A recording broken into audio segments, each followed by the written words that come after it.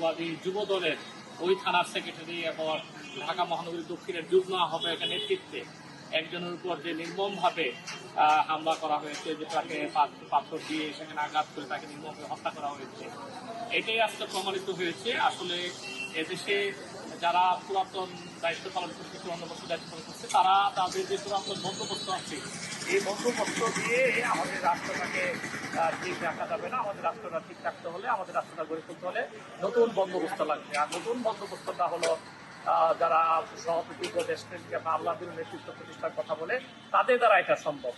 যারা আজকে চাঁদার দাবিতে এইভাবে নিজের কর্মীদেরকে এইভাবে আঘাত করে সে আইএমএ জাহিলাতকে হার মানিয়েছে, তাদের নির্মম।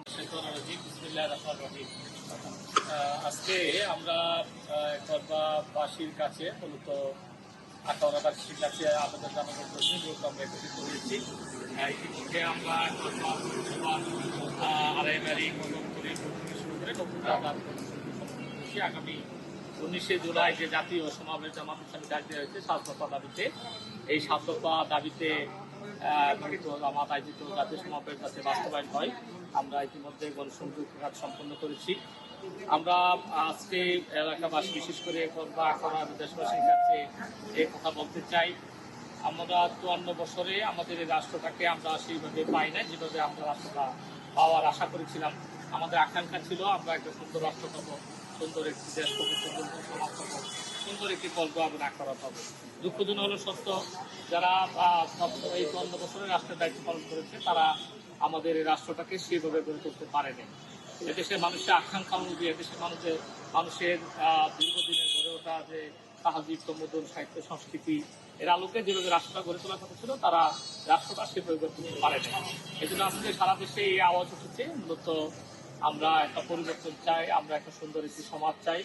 আমরা এই পরিবর্তনটা মূলত চাচ্ছি যে আল্লাহর আইন এবং প্রত্যক্ষ শাসন কায়েমের মধ্যে দিয়ে। এই কথাটাই মানুষ আজকে বলার চেষ্টা করছে। আল্লাহর আইন প্রত্যক্ষ শাসন যদি কায়েম হয়, তাহলে একটা ইনসাফপূর্ণ একটি সমাজ কায়েম হবে, একটা চাঁদাবাজ মুক্ত একটি সমাজ কায়েম হবে, সন্ত্রাস মুক্ত একটি সমাজ কায়েম হবে, মাদক মুক্ত একটি সমাজ কায়েম হবে।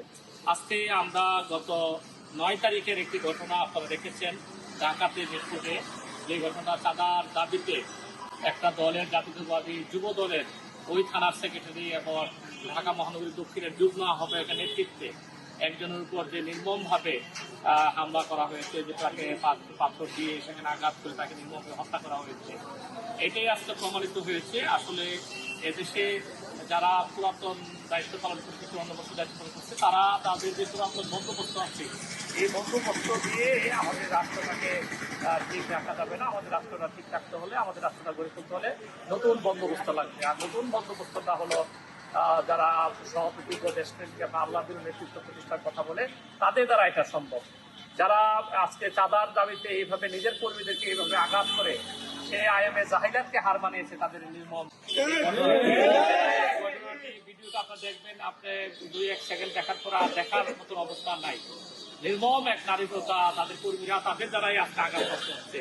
আজকে চাঁদাবাজিদের কারণে 5 আগস্টের পরে আমরা মনে করেছিলাম যে চাঁদাবাজি বন্ধ হবে, সন্ত্রাস বন্ধ হবে, মানুষের আকাঙ্ক্ষার একটা বাংলাদেশ তৈরি হওয়ার জন্য যে পরিবেশ দরকার, সেই পরিবেশটা তৈরি হবে। কিন্তু দুঃখজনক সত্য, যারা ক্ষমতা যাওয়ার স্বপ্ন দেখে আবার নিজেরাই মনে করে যে তারা ক্ষমতা চলেই গেছে, আজকে তারাই মূলত, তাদের দ্বারাই আজকে চাঁদাবাজি হচ্ছে, সন্ত্রাস হচ্ছে। মাদকের যে সয়লাভটা আমরা করবো আখারতে দেখি, এই মাদকের সয়লাভের ক্ষেত্রে তারা, তাদের নেতৃত্ব জড়িত, তাদের রাজনৈতিক নেতারা এখান থেকে টাকা কামাই করে, তাদের রাজনৈতিক নেতারা এখান থেকে বাগবাটোয়ারা নেয়। এটাই ইতিমধ্যে এলাকার আইন শৃঙ্খলা রক্ষাকারী বাহিনী, প্রশাসন এবং রাজনৈতিক নেতৃবৃন্দ এবং সকল সমাজের মানুষের কাছে কথাটা স্পষ্ট। শুধু এই মাদক মুক্ত, যারা মাদকের পিছনে মূলত পেট্রোলাইজ করে মাদকের সৈলাভের ক্ষেত্রে ভূমিকা রাখে, তাদের দ্বারা মাদক মুক্ত সমাজ হবে না, তাদের দ্বারা সন্ত্রাস মুক্ত সমাজ হবে না, তাদের দ্বারা চাঁদাবাজ মুক্ত সমাজ হবে না। যারা চাঁদাবাজি, তাদের মূল কাজ চাঁদাবাজির কামাই করা টাকা দিয়ে তারা সেখানে দলীয় নেতাদের প্রচার প্রচারণার কাজে মানে তারা এই টাকাটা ব্যয় করে। আমরা বিশ্বাস করি জামাত ইসলামী এমন এক দল, যে দলের হাতে যদি নেতৃত্বটা আসে, জামাত ইসলাম মূলত আমরা চাঁদাবাজ, সন্ত্রাস, মাদক মুক্ত একটি এলাকা গড়ে তুলতে আমরা আমাদের পক্ষে এটা করতে সক্ষম, সম্ভব, এবং আমরা এটা পারবো ইনশাআল্লাহ।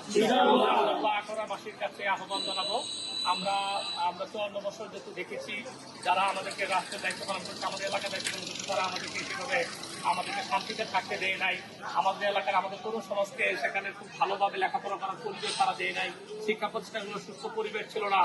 এখানে আমাদের উন্নয়ন টেকসই কোনো উন্নয়ন হয় নাই এবং আমাদের সন্তানদেরকে মাদক মুক্ত রাখা, আমাদের সন্তানকে ভালো রাখার পরিবেশ তারা দিতে পারে নাই।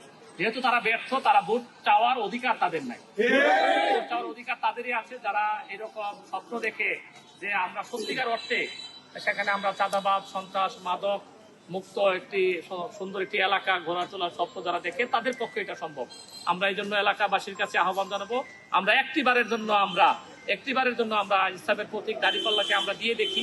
ইনসাফের প্রতীক দাঁড়িপাল্লা মূলত সারা দেশে জামাত ইসলামের আমি ডাক্তার শফিকুর রহমানের নেতৃত্বে মূলত 300 আসনে প্রার্থী দেওয়া হয়েছে এবং আমরা বিশ্বাস করি আল্লাহর আইন সত্য শাসন কায়েম হলে আমাদের আকাঙ্ক্ষা, দীর্ঘদিনের যে আকাঙ্ক্ষিত একটি বাংলাদেশ, যে বাংলাদেশটা খুব সুন্দর একটি বাংলাদেশ আমরা পাবো, যে বাংলাদেশ সবুজ শ্যামল শস্যে ভরা বাংলাদেশ শুধু নয়, এই বাংলাদেশ সত্যিকারের মানুষগুলো ভালো, অল্পে তুষ্ট একটা মানুষের বসবাস এই বাংলাদেশে। এই বাংলাদেশের সকল মানুষের আকাঙ্ক্ষার একটা সুন্দর বাংলাদেশ একমাত্র আল্লাহর আইন এবং সত্যের শাসন দিয়ে মূলত কায়েম হবে ইনশাআল্লাহ। দেশবাসীকে ঐক্যবদ্ধ